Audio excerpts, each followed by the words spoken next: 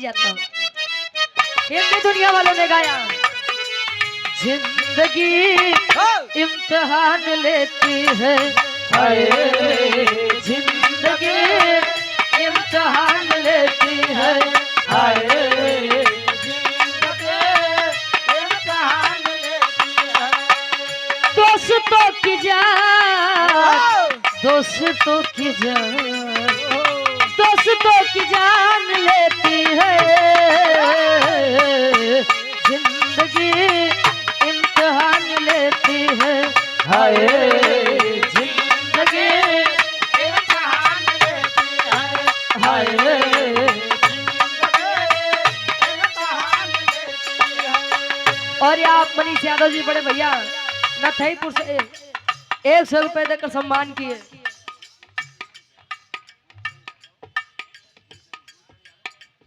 गुरु चरण यादव जी कसीदहा से ये गार्जियन जी के द्वारा 100 रुपए आशीर्वाद के चाह रही तब ले आशिक कहे।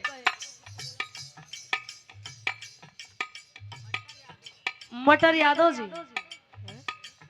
कारी गांव से भाभी प्रधान। अच्छा उनसे उल्टा हो गया। 100 रुपए देकर सम्मान के आशीर्वाद के चाह रही। मटर के सीजन आवता कहे, दिल लगी इम्तिहान लेती है, दिल लगी इम्तिहान लेती है,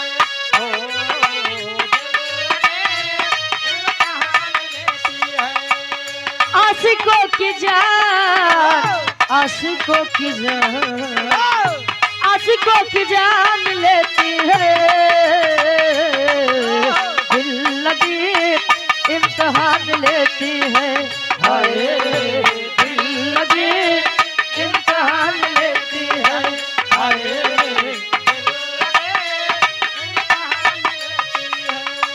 और यहाँ पे सम्मानित उमा शंकर यादव जी एडवोकेट साहब जीएनपुर से हमारे गार्जियन जी के द्वारा 100 रुपए आशीर्वाद के चाह रही। ये गीत मार्केट में बड़ी वायरल रहे मेरे बड़का भैया लोगों खातिर। वो लड़का कहे माला, तू याद न करेला हम भुलात नहीं थे, तू याद न करेला हम भुलात नहीं थे, तू याद न करेला हम भुलात नहीं थे, बाहुर लागेला खाना कहियो खात नहीं थे, बाहुर लागेला खाना कहियो खात नहीं थे, बाहुर लागेला और आप जितेंद्र यादव जी प्रधानाचार्य जी हमारे गुरु जी श्रीदेवी प्रसाद इंटर कॉलेज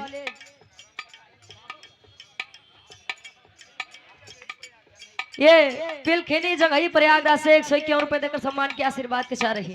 कहे, तू याद न करेला हम भुलात नहीं थे, बाहुर लागेला खाना कहियो खात नहीं थी, कहे के गईला हमरा के बेसहारा, के गईला हमरा के बेसहारा, अब ये तो के याद को के जान, अब ये तो के याद को के जान, रो देला दिलवा बेचारा, अभियो तो के याद तो के जा, रोला दिलवा बेचारा, अभी तो के याद तो के जा, रोला दिलवा बेचारा।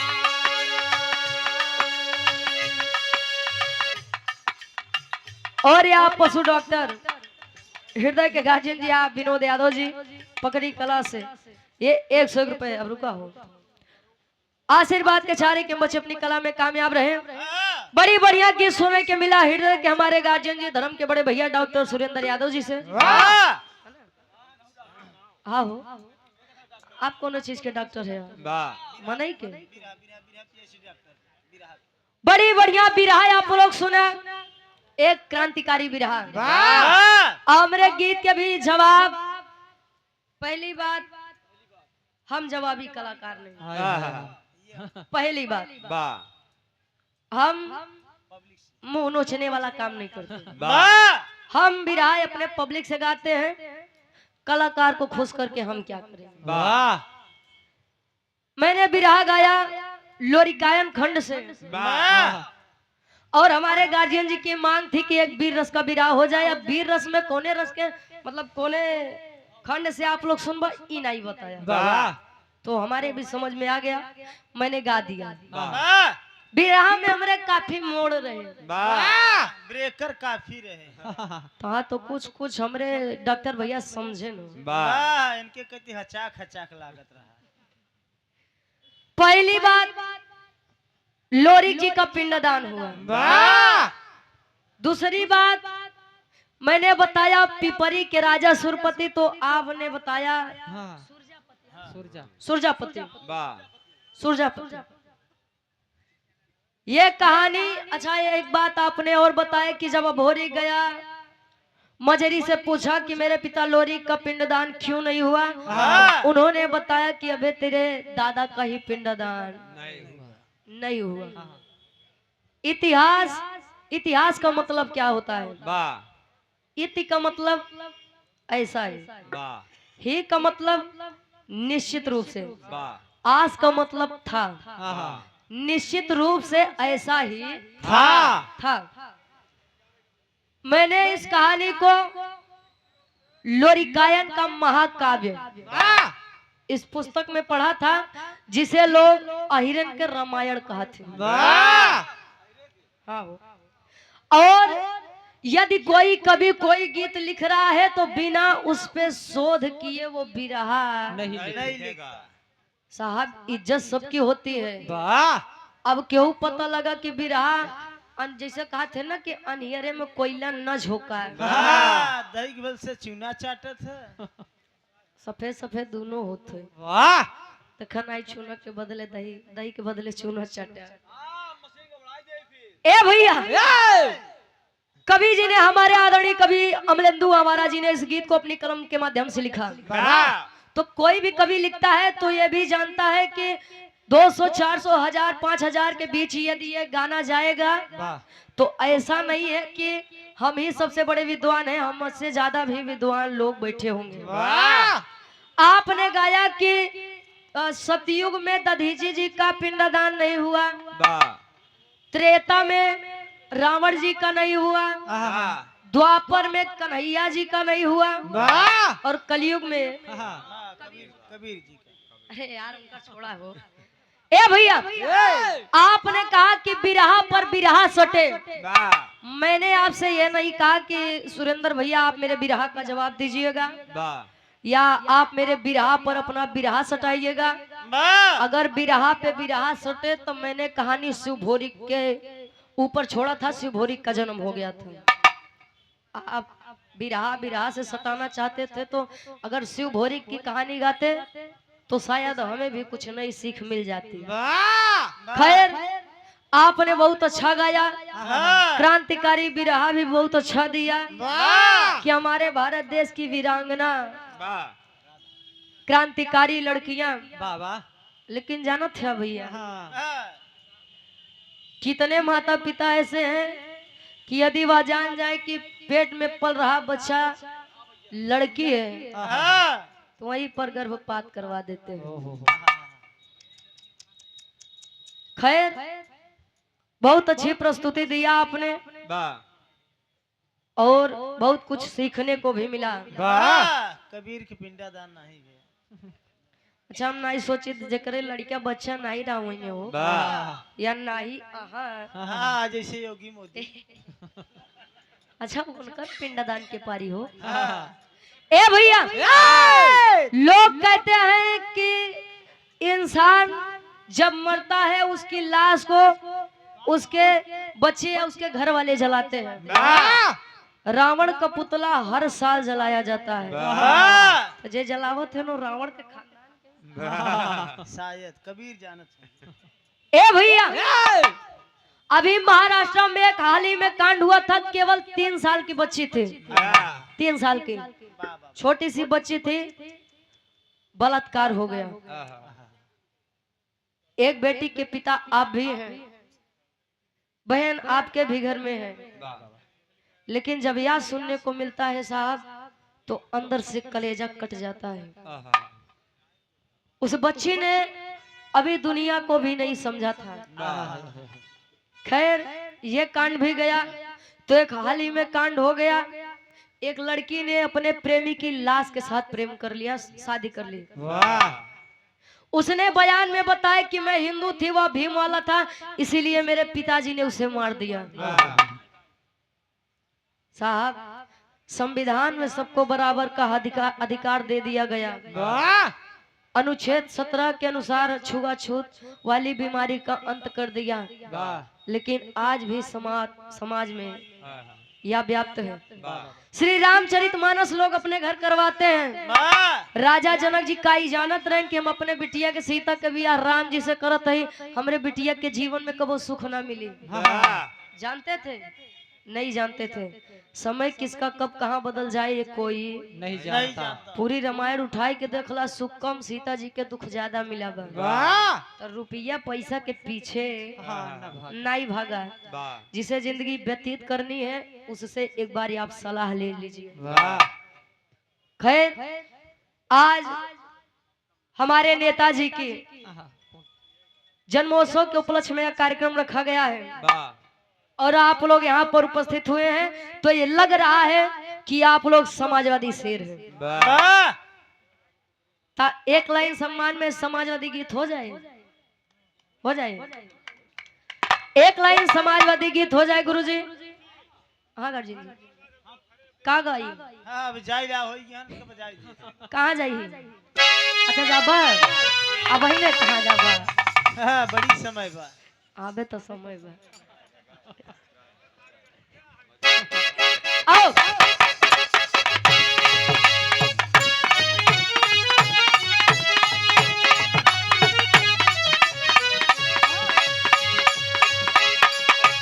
क्या बात है?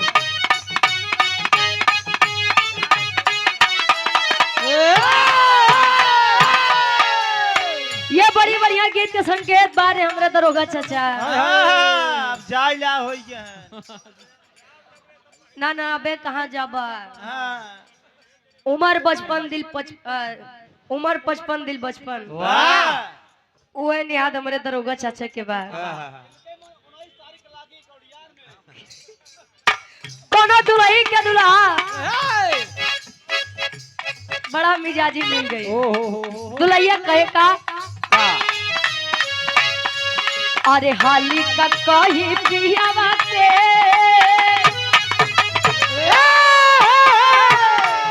अरे हाली का कही पियावा के बिन चलुए इन जन चढ़ा पोता हाल कटाए पिया के बिन चलुए जन चापता, हाल कटाए पिया के बिन चलुए जन चापता।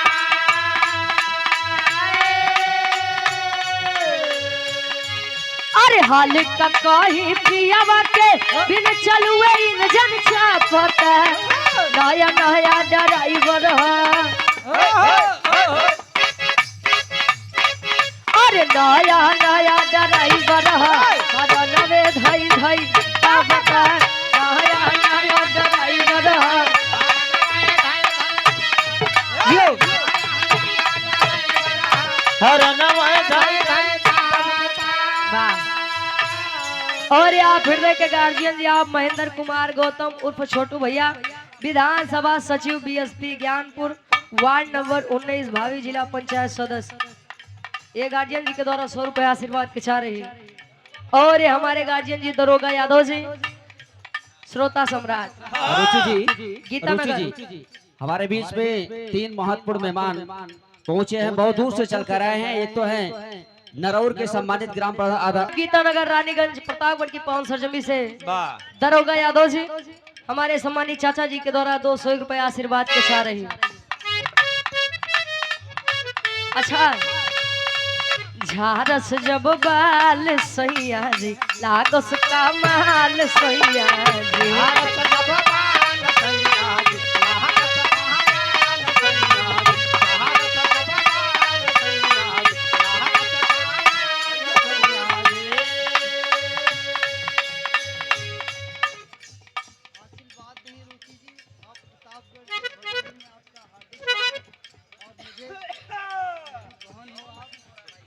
बुलंद है आपका विनोद यादव वार्ड नंबर 24 के प्रत्याशी।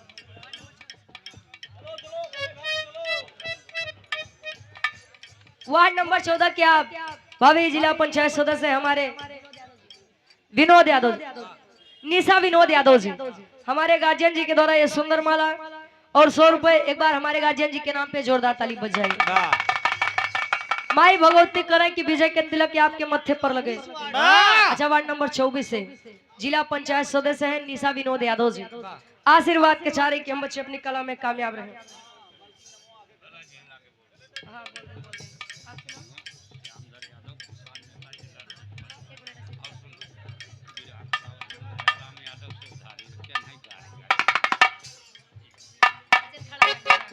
श्यामधारी यादव जी, शिवधारी और दयाराम यादव जी के गाड़ी गावे ये सुंदर माला और 100 रुपए। और हमारे गार्जियन जी ओम प्रकाश गिरी जी कारी गांव से 200 रुपए। बाबूजी हमको मैडम न कहा, लड़का समान है तुहार। हाँ हाँ कहे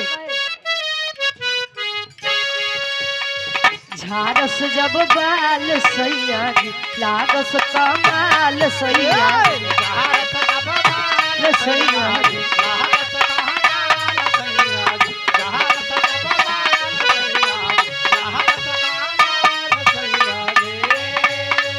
बगली से निकाल सैया जी उड़ावस रुमाल सैया जी बगली से निकाल सैया जी उड़ावस रुमाल सैया जी बगली से निकाल सैया जी उड़ावस रुमाल सैया। और ये आप सम्मानित ब्रजेश यादव जी युवा नेता समाजवादी पार्टी ग्राम झाजापुर से 100 रुपए आशीर्वाद के चाह रहे।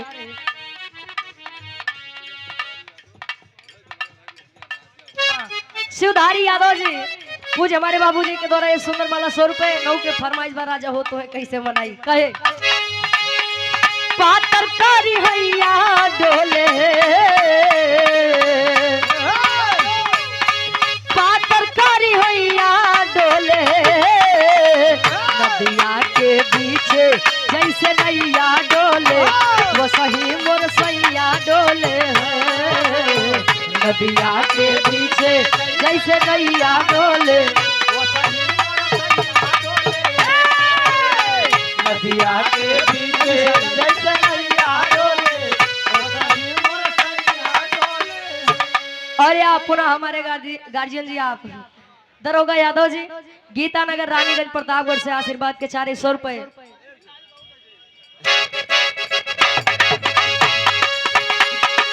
ये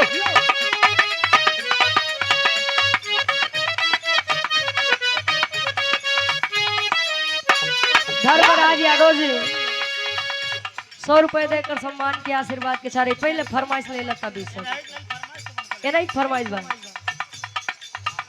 अगली बगली चले बुलेट पीछे में काला था अगली बगली चले बुलेट पीछे में काला था अगली बगली चले बुलेट पीछे में काला था। हमारे हाथ में बाटे सत्ता हमारे बासर का हमारे हाथ में बाटे सत्ता हमारे बासर का हमारे हाथ में बाटे सत्ता हमारे बासर का। आदरणीय गेनालाल यादव जी महारानिया कारी गांव से 100 रुपए देकर सम्मान किया। लैला बाबू के हो।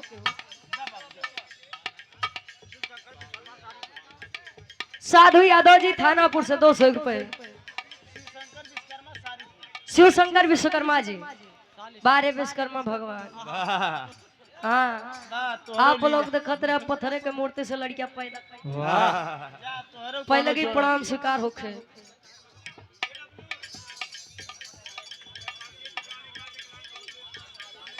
पूर्व प्रधान ग्राम दोरई से आप धर्मराज यादव जी हमारे गार्जियन जी के द्वारा 100 रुपए। कहे लेके पहला पहला प्यार भर के आंखों में खुमार जादू नगरी से आया है कोई जादूगर। लेके पहला पहला प्यार भर के आंखों में खुमार जादू नगरी से आया है कोई जादूगर। लेके पहला पहला प्यार भर के आया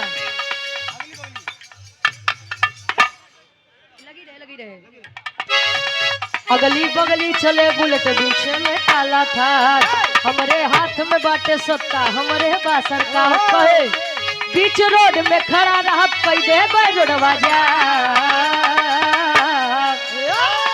हम बदनाम हम बदनाम हम बदनाम हम बदनाम हम यूपी वाले हमर काम बदनाम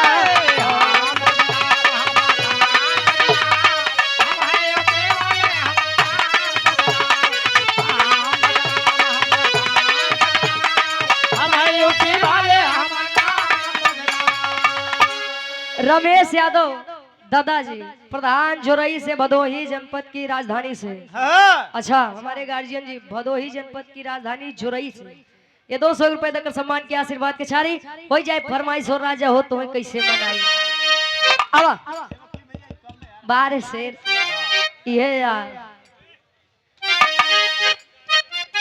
के कर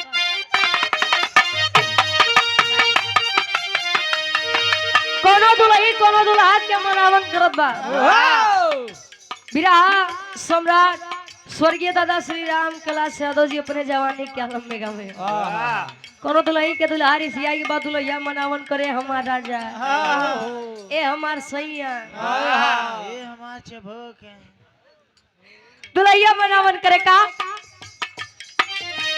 राजा हो तो है कैसे मनाई राजा हो तो है कैसे मनाई राजा हो तो है कैसे हेंगाई नहीं मनाई तू लोग पहले छूट दिया तो काहे नहीं हेंगावो जा वाह झूठे मेहरारू बेचारी बदनाम है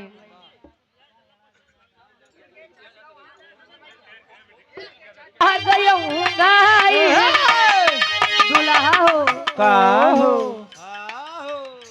अरे रतिया में हमरे न लागे भाई रजऊ हो तो है कैसे मनाई रजऊ हो तो है कैसे मनाई राजा हो तो है कैसे रतिया में हमरे न लागे भाई हमरे न लागे भाई राजा हो तो है कैसे मनाई दादा हो तो है कैसे मुआई दादा हो तो है कैसे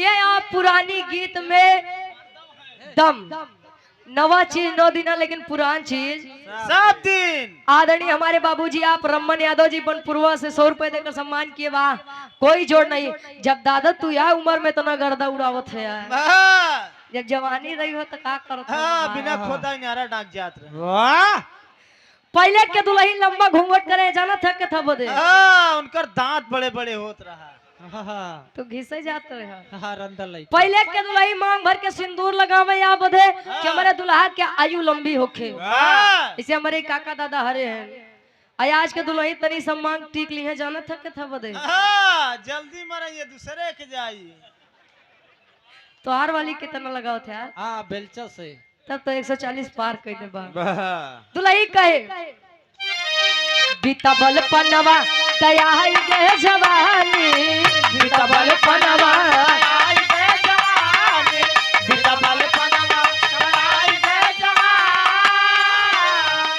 अरे रही रही के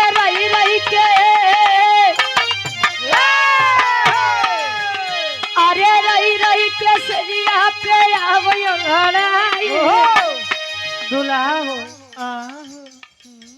हर बार का वहाँ हो करे आत्मा रूपी दुल्हन परमात्मा रूपी दुल्हा के वर्णन बा ये केतनो मोछा दाढ़ी रखबा सबका पिया एक वाह कमन वाली पिया सी वाली मतलब केहू कम होता तो समझाऊ तो करी एक से बढ़ के एक हाथ के का समझाई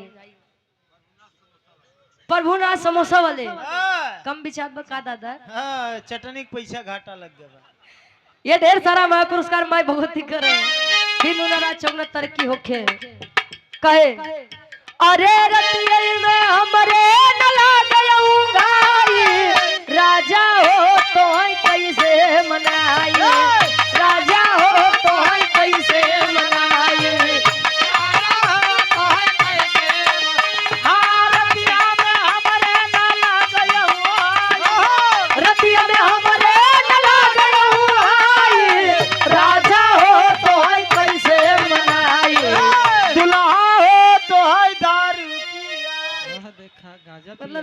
के मेहरारू सोचे थे मार दुल्हा नशा पताई से दूर रहा है। वाह तार वाली पूछत है का यार हाँ पैसा दे भेजा थे का जाने दे भैया का जाने दे शहर वाली कजरा का जाने दे शहर वाली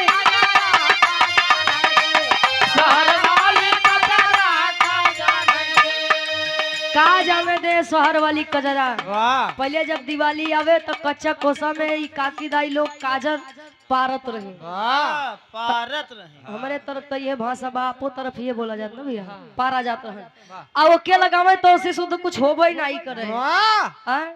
आज के समय में तो देखा था जब से लैक्मी वाला काजल आई गया 24 घंटा निखार देत बा वाह तब से आँखी इतनी रही जात बा। हाँ छोट ए भैया वाह काका हो हाँ काकी दाई लोग कहा की लगाई ले बेटवा नहीं तो अगले जन्म में वाह तू बचा रहा भाई हाँ कहे आन के बलमुआ के सेज पर सुतावे आन के बलमुआ के सेज पे सुतावे आन के बलमुआ के सेज पे मुतावे ए सुतावे यार कहाँ से सही कहा तो हाँ आन के बलम मतलब आपन लड़कियां वाह बच्चा जब छोटा होता है हाँ तब बिस्तर पे सुसु कर देता है वाह भाई तू ज्यादा जानकार आता है। ए भैया जब बच्चा छोटा होता है तो माँ उसकी बड़ी केयर करती है देखभाल करती है वाह और लड़किया के आए के बाद दुल्हा के तनी कम पूछत है। वाह आन के बलमुआ के सेज पसुता में हाँ। वही बच्चा जब बड़ा होगा दूसरे से शादी होगी लड़की से शादी होगी हाँ। तो वह बने दूसरे के बल्लम बल्लम नहीं बलम वाह परमेश्वर और अपन दुल्हा दुल्हा है यार वाह वाह कहे आन के बलमुआ के सेज पसुतावे आन के बलमुआ के सेज पे सुतावे आन के बलमुआ के सेज पे सुतावे आदरणीय योगेश कुमार यादव जी बनपुरवा से समाजवादी गाना के फरमाइश पर बस एक के बाद हो जाई आशीर्वाद के चारे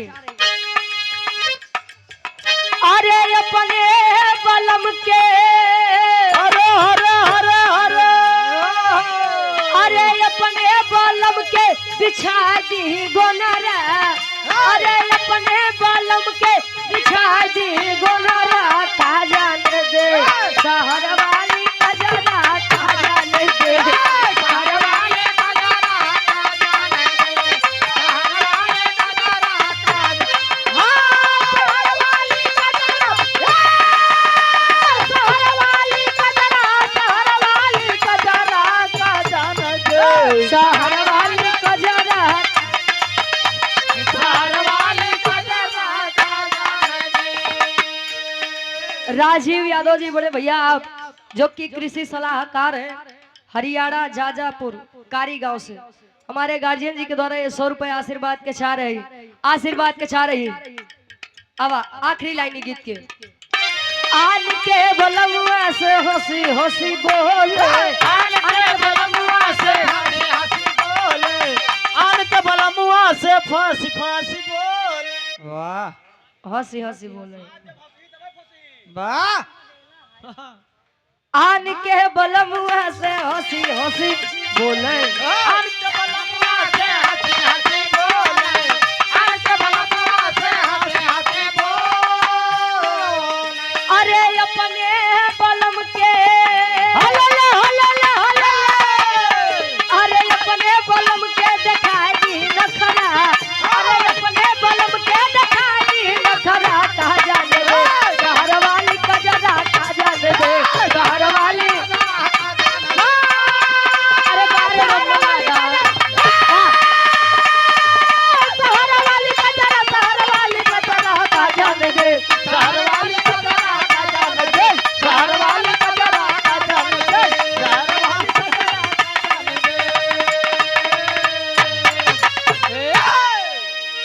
ये पूरा हमारे गार्जियन जी आप रमन दादा हमरे ये 100 रुपए देकर सम्मान के आशीर्वाद के चारी गुरु जी एक लाइन पहले समाजवादी गीत हो जाए।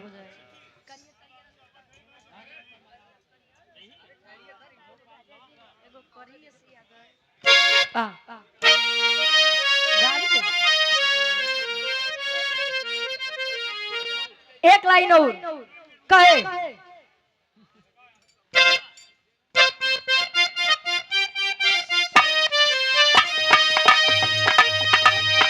कहे देश प्रदेश की आवाज है, चाहने वालों की आवाज है। बाबा 5 क्विंटल चरवाई के 5 किलो राशन देते हैं। हाय हाय लागत बा कि अब का बतावे, वाह जौने रोड पे 5 लाख 10 लाख लगावो तहन वसूली इतना करत है। और कब ले ओकर वसूली दे जब कुछ होता पता नहीं बा काई बा। कहे चाहे कुछ भी तू कर लो जुगाड़ बाबा जी, चाहे कुछ भी तू कर लो जुगाड़ बाबा जी, चाहे कुछ भी तू कर लो जुगाड़ बाबा जी, चाहे कुछ भी तू कर लो जुगाड़ बाबा जी, तुझको वापस करेंगे, तुझको वापस करेंगे तेरे साड़ बाबा जी, तुझको वापस करेंगे तेरे साड़ बाबा जी। तो वापस करेंगे तेरे साड़ बाबा जी, उसको वापस करेंगे। चाहे कुछ भी तू कर लो जुगाड़ बाबा जी, वाह और तुझको वापस करेंगे तेरे साड़ बाबा जी। साड़ बाबा जी। हाँ अब देखा सर्दी के मौसम में आबा, सर्दी के मौसम में आई के बना, बाबा और सर्दी के मौसम में अब इतना छुटई है, आहा इतना छुटई है। ओहो सारे रोड जाम कर दी वाह और खास कर अगर अब कोहरा पड़े लगा तो जान लग गया हो कि सत्यानाश वाह है। ए भैया ते आप लोग समझिए, परिवार आप लोग चलाते हैं और किस संघर्ष से चलाते हैं ये आप लोग जानते हैं। वाह। एक एक रुपया के बड़ी कीमत बा भैया। आदरणीय हमारे नेताजी के लिए क्या बात है। अरे रे मेरे जान थे मुलायम,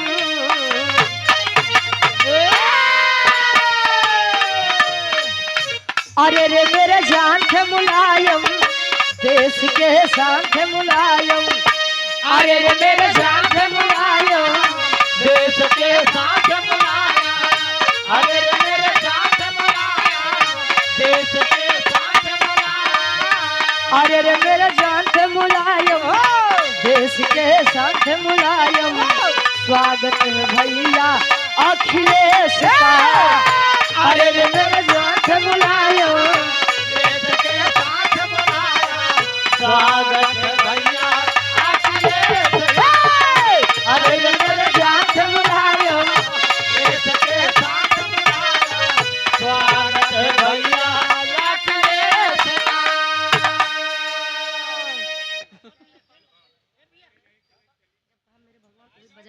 आदरणीय हमारे राधे श्याम यादव जी, हाँ हमारे गार्जियन जी के द्वारा वाह त्रिभुवनपुर से हमारे गार्जियन जी के द्वारा इस सुंदर माला 100 रुपए देकर सम्मान के आशीर्वाद के साथ एक कहे कृष्ण कहूँ व कहूँ राम आपको, कृष्ण कहूँ व कहूँ राम आपको, पूजती हूँ मैं सुबह शाम आपको, मेरे भगवान थे मुलायम, देश के साथ थे मुलायम, मेरे भगवान थे मुलायम, देश के साथ थे मुलायम, स्वागत है भैया अखिलेश का, मेरे भगवान थे मुलायम, देश के साथ बुलाया, स्वागत है भैया अखिलेश का, मेरे भगवान बुलाया, देश के साथ बुलाया, स्वागत है भैया अखिलेश का। कहता है देश समाजवादी बनो, महावादी बनो, नेता अखिलेश के साथी बनो, कहता है देश समाजवादी बनो, अरे वादी बनो, नेता अखिलेश के साथी बनो, कहता है देश चमरपासी बनो। समाजवादी बनो। वाह पीडीए वाले अच्छा पीडीए वाले हैं, सब ठीक बा बहादुर। आदरणीय सम्मानित श्याम बहादुर यादव जी पर्यावरण प्रेमी हैं, निवासी भोरी मौजूदा से ये 100 रुपए देकर सम्मान की। और जरूरी सूचना 14 जनवरी मकर संक्रांति के दिन महेंद्र बच्चन जी और सुमित्रा नंदिनी जी का वाह विवाह का बहुत ही भव्य कार्यक्रम रखा गया है। वाह स्थान खड़गपुर से, खड़गपुर मौजूदा में स्थान है जहाँ पे इस 14 जनवरी के कार्यक्रम रखा हुआ। ये 100 रुपए देकर सम्मान की आप लोग पहुंचिएगा और कार्यक्रम को सफल बनाइएगा, कार्यक्रम बहुत अच्छा होगा। कहता है देश समाजवादी बनो, पीडीए का मतलब यह नहीं होता है कि SC ST OBC के लिए नहीं, वाह किसी भी समाज का हो, यदि वह पीड़ित है तो वह पीड़िए में सम्मिलित हो सकता है। वाह लेकिन जे जाने जे माने वो वाह कहे।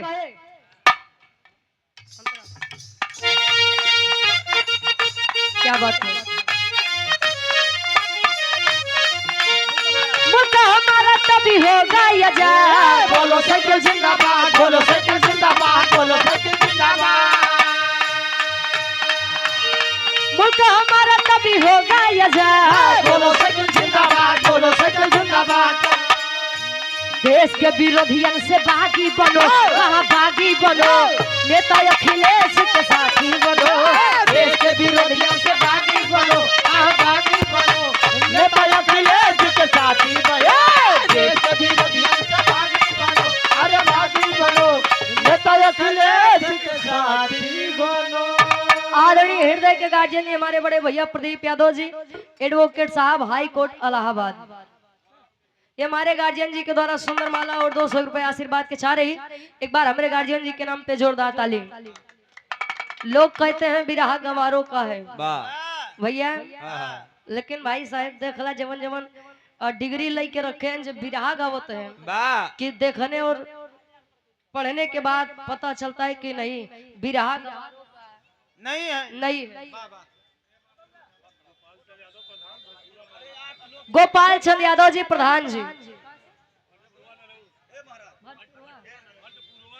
भटपुरवा नरौल से ये सुंदर माला और 500 रुपए देकर सम्मान की आशीर्वाद के चाह रही। एक बात तनी हमारे आप लोग विचार करिए ये भैया, हम लोग अपने वोट की कीमत नहीं समझ सकते वाह और ना ही समझ पाते हैं। क्यों नहीं समझ पाते हैं? जितनी ले में शौकीन है वो अपने कीमत, अपने वोट की कीमत नहीं जानते। एक शीशी और 200-400 रुपये पकड़ाई दा वो वोट बेचे खातिर तैयार हो जाएंगे।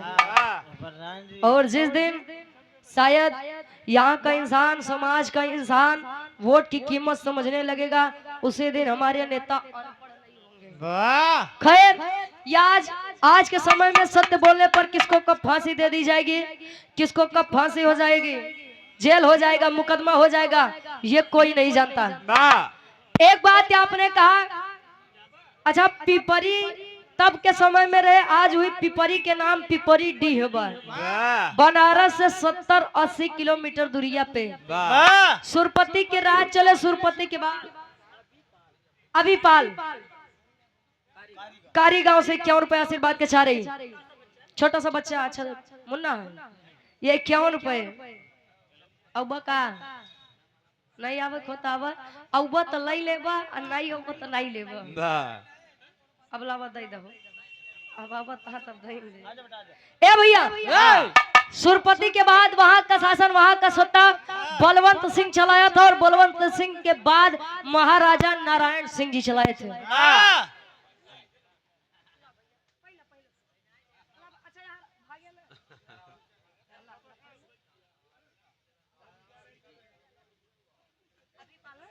ये छोटा सा मुन्ना, छोटा सा भाई अभिपाल, ढेर सारा मैं पुरस्कार देकर सम्मान किया। बाबू पढ़ लिख के अपने जिला जवार के नाम रोशन करा, खूब पढ़ा, खूब बढ़ा। अब बाकी केतनो पढ़बा वाह ए भैया बाकी पढ़ा, किस्मत कब बदली है क्यों नहीं जाना। वाह तई बतावल जाए आप लोग एक बिराव हमारे रात्रि के कार्यक्रम हमारे प्रतापगढ़ में बा, वाह टाइम से छोड़ दिया और हालांकि यह कार्यक्रम रात्रि में हो